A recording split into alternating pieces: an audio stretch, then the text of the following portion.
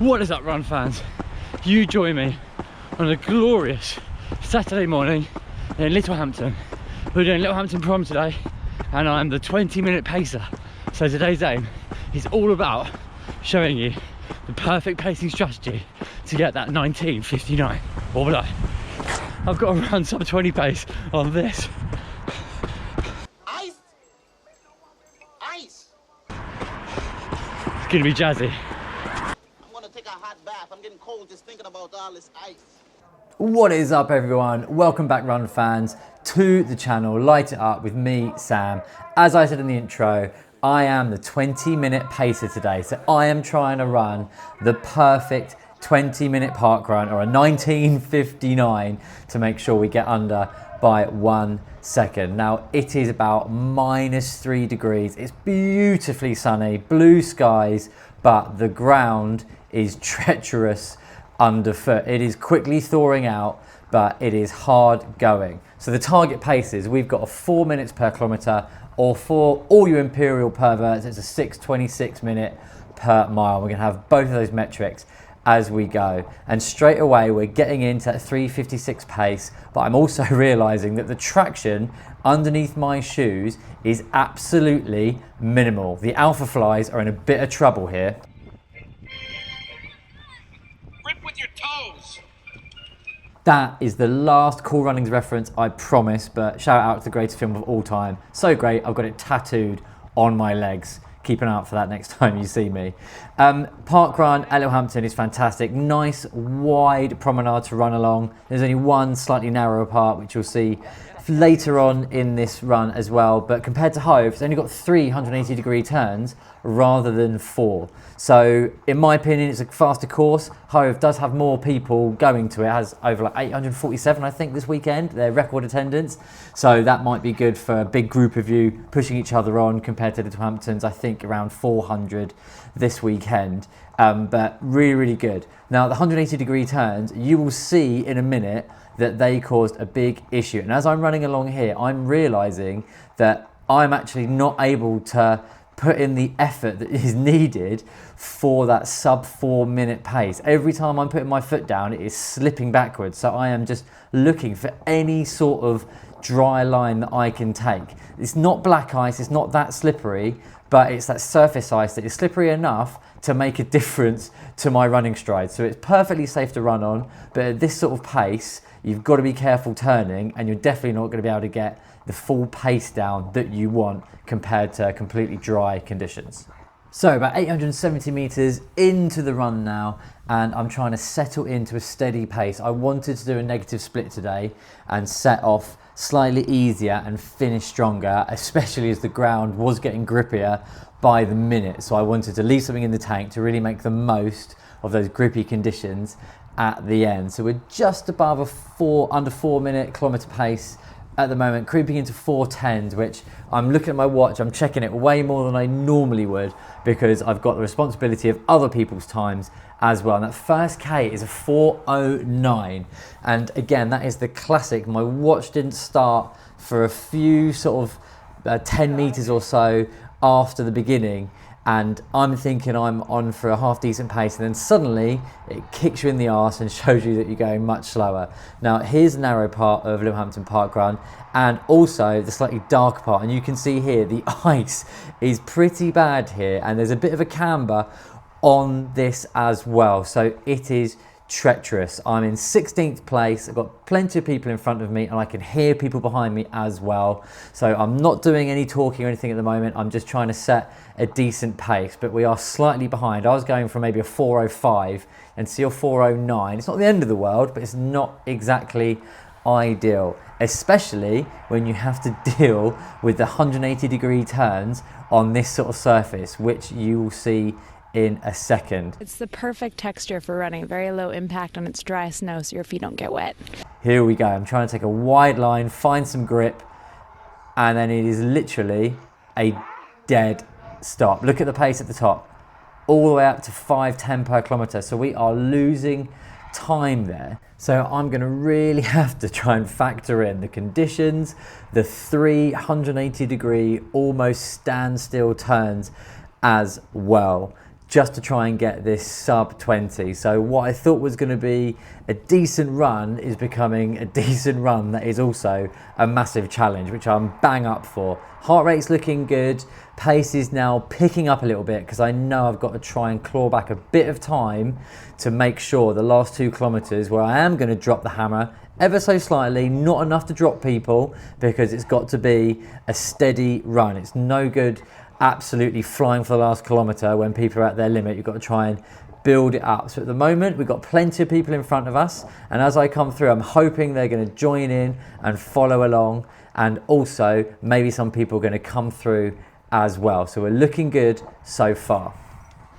Into the first mile then for all the Imperial purists. It's a 6:39, 13 seconds over the target time of 6:26 per mile. So it's not ideal. I wanted to be still above the target pace for the first mile, but not that far behind. So we've got some work to do, and we've got 2 more 180-degree turns to contend with as well. So I'm fully aware that I've got to probably be averaging around 3:55 on the straights to balance out those turns. So it's not an ideal situation for someone who's going for a 20-minute PB, a sub 20, who's going to be on the absolute limit, because the conditions are not conducive to your fastest running ever. When you're on the limit on this surface, it's not great. But let's see what we can do.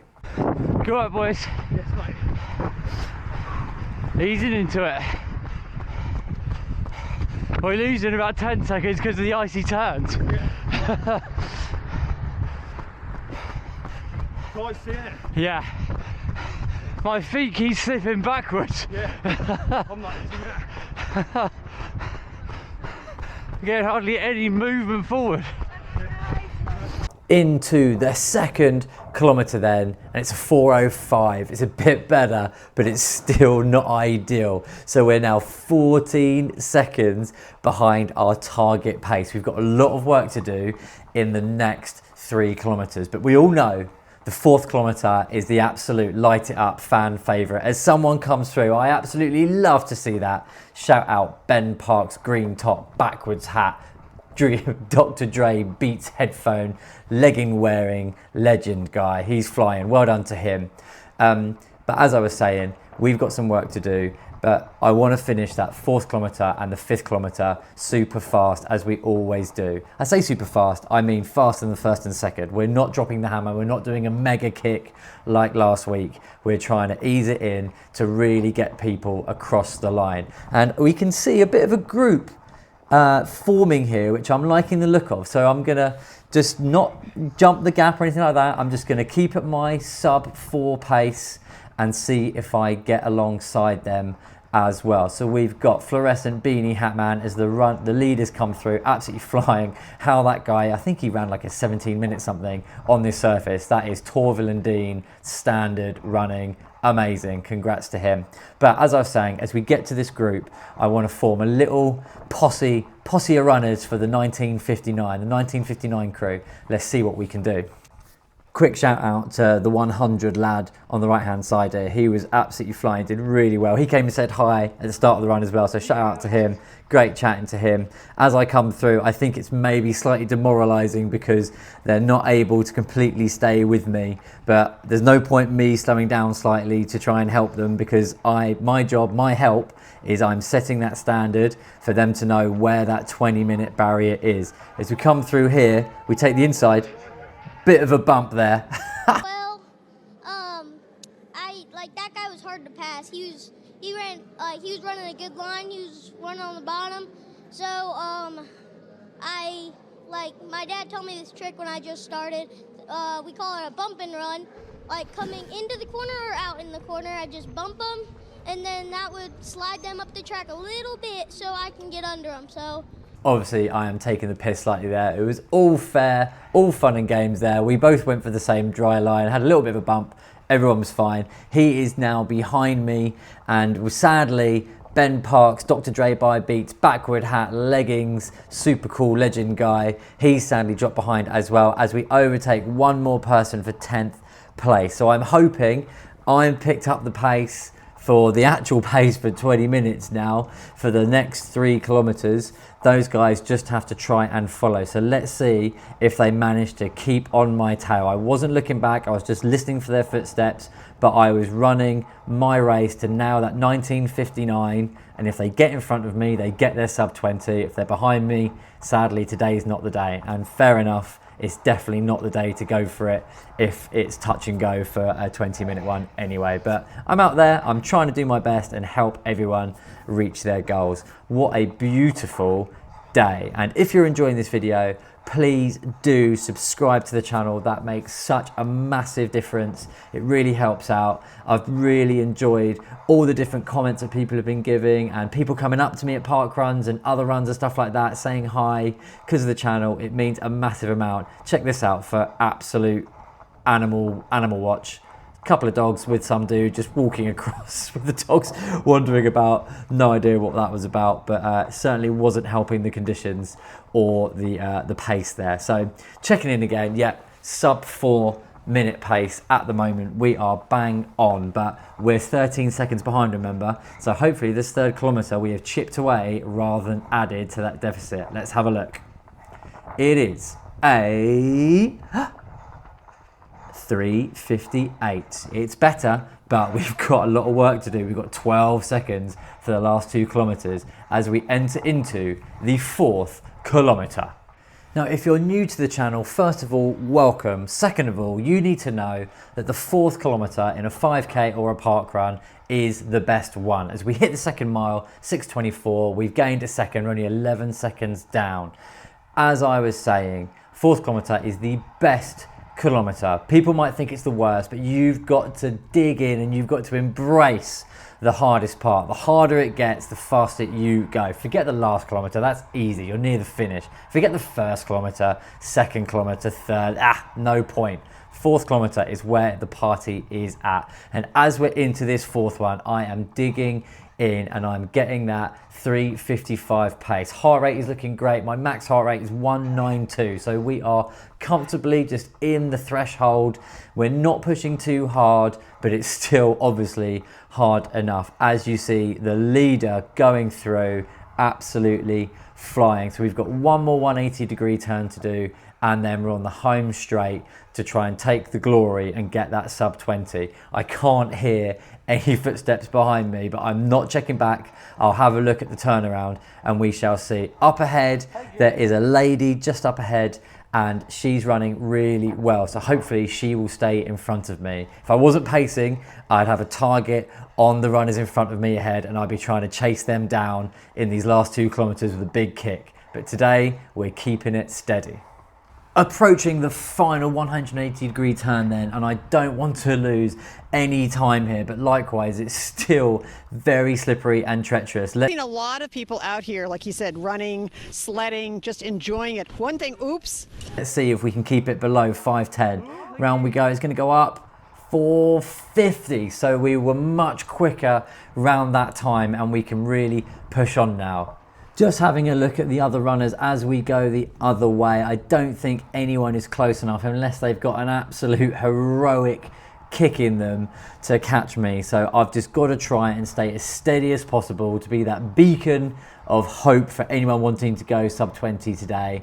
And likewise for the people in front, especially that lady who's just in the distance, because I am slowly closing on her. If I get close enough, I'm going to shout to let her know that I'm there, to let her give that last little kick to make sure that she beats me home. That is my #1 job, to make sure she gets below 20 minutes today. As we go into the sunshine, we've only got 1.1 kilometers to go.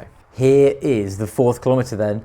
It is a 3:53. We've taken out a decent chunk. We're still going at a decent pace compared to the other kilometers. It's nothing massively crazy, but we've got to pick it up as we go to make sure we get under that 20-minute mark. So we've got 5 seconds. We need to run a 3:55 at the finish. And as you can see, we're at 3:47, which is a bit too fast really. I'm closing in a bit too quickly to the runner ahead. We need to chill out ever so slightly as we see it come back towards that 350 pace. There it is. Heart rate still at 174, so from a personal side, to now be able to run at a sub 20-minute pace like a 350 and not get even close to my max heart rate is really, really positive. I've been doing loads of park runs. I've done every single week for the last 5 or 6 weeks, plus New Year's Day, and that training is really helping me be able to stay at a hard pace for longer. So hopefully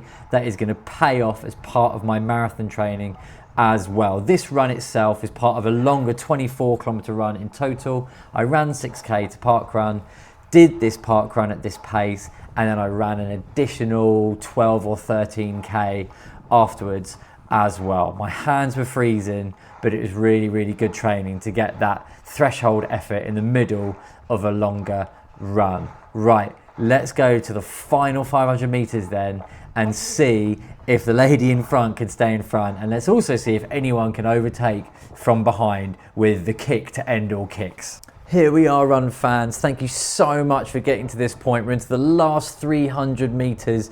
Normally at this giant flaming beacon thing on the left-hand side, this is where you normally kick, but I am making sure that I'm keeping that steady pace. It would be unfair for me to suddenly run 10 to 15 seconds faster than 20 minutes. We've got to keep it to 19:59 as close as possible as we go through that third mile. For all your imperial lords and ladies out there, 6:16, much happy with that, and it's only a second behind, so we've got 150 meters to try and find that elusive 1 or 2 seconds. Now lady in front is absolutely flying. I'm not going to catch her if she keeps up that pace. We're at 3:53 as we come past all the incredible volunteers. The Littlehampton volunteers are such a lovely bunch of people, super fantastic. Please do volunteer at your local park run, at least once or twice, it helps. As we jump over another dog, that's 3 dogs today we've had to contend with, and we come in, we're at 19:52, we've got about 10 meters, the GPS is slightly wrong. We come through, bang on, with perfect timing, as that wonderful lady said there. A 19:59. Now I don't want to blow my own trumpet, but at the beginning of the video the sun was literally shining out of my arse as I showed off my 20-minute pacer vest, and I think that is right because I have absolutely nailed that. The 5th kilometer in 3:54, 1 second behind. You can't ask for better than that. I'm fully aware that it could have been a more even split, but with the conditions and with the turns and the ice, I don't think I could have done much of a better job there. So shout out to everyone who did the pacing today, everyone that ran as well. You're absolute heroes, all the volunteers, as I said, and thank you so much to you guys. As you can see, all my stats there. We kept it in the threshold, didn't go near the anaerobic today, which I'm really, really proud of. Do check out my other videos, all about my progress and training towards Manchester Marathon, as well as Brighton Half Marathon and Snowdon Trail Marathon, Copenhagen Half Marathon, plus lots of others. There we are, 10th place at 19:59. Well done to Emily there, who was just in front with a 19:55 quality run from all the people that ran at Littlehampton Prom today. Anyway, there's me getting my hand warmers because I'm absolutely frozen. Yeah, check out the other videos. Thank you so much for watching. It means the world. I'm trying to get to 1,000 subscribers by the time it's Manchester Marathon in April. Let's get to 700 first. Get in the 1,000 club. Thank you so much. See you guys later. Peace.